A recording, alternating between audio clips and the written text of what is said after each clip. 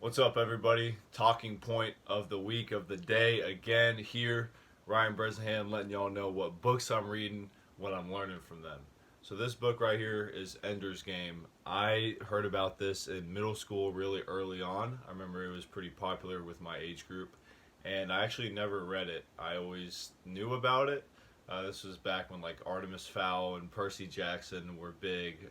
Percy Jackson and the Olympians. All these books were big, but this one I never got to.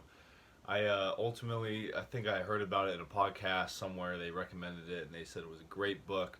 They learned from it. It was about strategy and warfare and technitude and being fast and efficient in everything you do. And I was like, it's a kid's book, okay?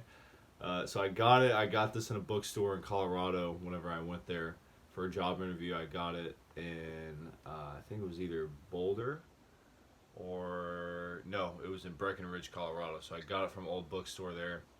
Pretty old looking book. I love these kind of old books because, to be quite honest, whenever I see them, I'm like a part of me is like, that's an old book. But every single time I've read a book that is really old looking like this, they are the best books because, like I mentioned in my last video on how to win friends and influence people, these kind of books that last these long have withstood the test of time, and there's a reason they're still here and still relevant because they have great knowledge and great information that, if acted upon, will bring greatness and fortitude and abundance in your life. So, huge book here. I'm very thankful for reading it and everything I learned in it. So, what did I learn in it? Well, in Ender's Game, without spoiling it, it's about this kid named Ender, and it's kind of like I won't say a dystopian society, but it's a future society after a lot of wars have happened. And there's actually these aliens that fought these huge war with the humans. Later on, it changed how society ran as a whole. They were a lot more strict and kind of like Big Brother type stuff.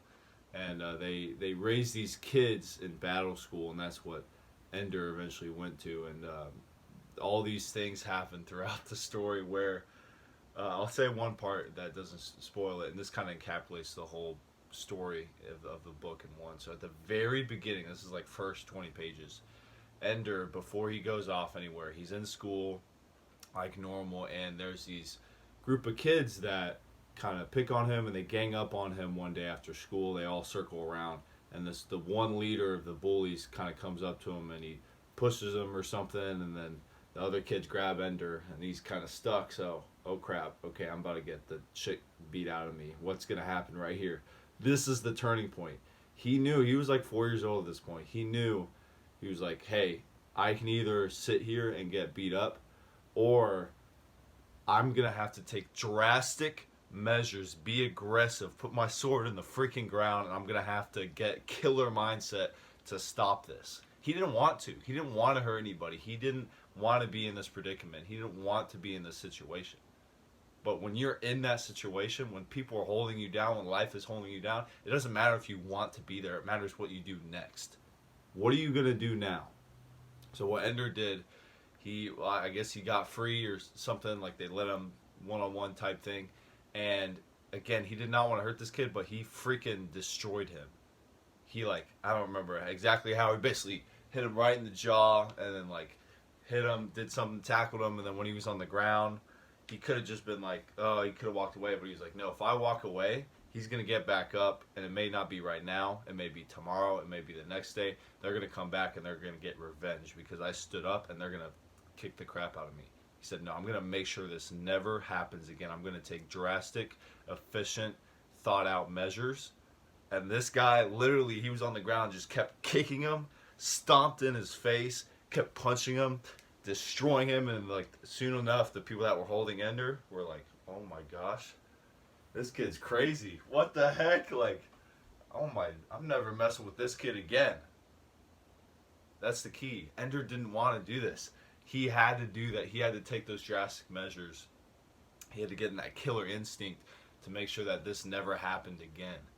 And that's exactly what happened. They never messed with him again. And there's some more information on that. And again, I don't want to spoil it in the book. And it's so well thought out to be a kid's book. And the message is so clear and reoccurring throughout the book that you have to take drastic measures, think things through, and think in the future of, okay, what does this action, what can happen from this action? So with every action, there's an equal and opposite reaction. What's going to happen?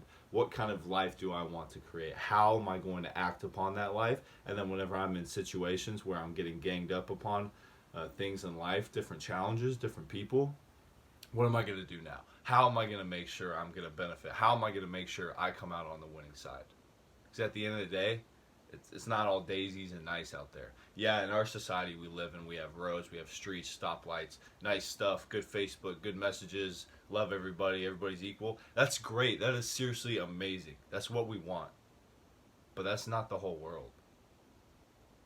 If you go to another country, man, if you go to India in the streets, no one cares about that. You'll get robbed. You'll get beat up. If you're wearing nice clothes, if you're wearing a watch, someone's gonna come up to you with a knife and take your watch. So, like, so you may not even live. Like if you're going to Africa and they're looking for children soldiers, and you go in the wrong house, you go to the wrong place. You hear about that stuff all the time. People get taken advantage of. People get raped. People get taken.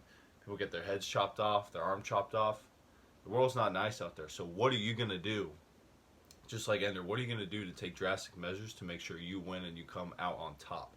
And whenever I say win, I'm not saying, oh, you're just killing people. I'm saying win so you can improve the world then on. Because that's ultimately what he did in the book. So the key message here in this book is you have to take, like I've mentioned multiple times, at points you have to take drastic measures in your life.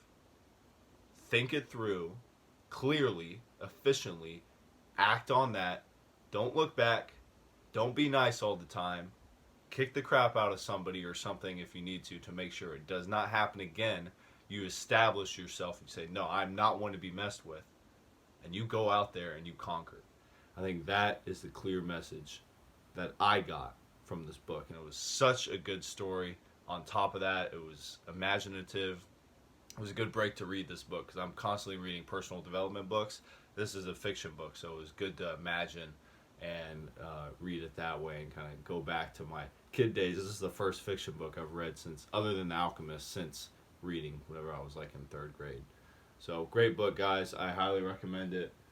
Ender's Game by Orson Scott Card. There's a reason why it's still around, still known. Peace.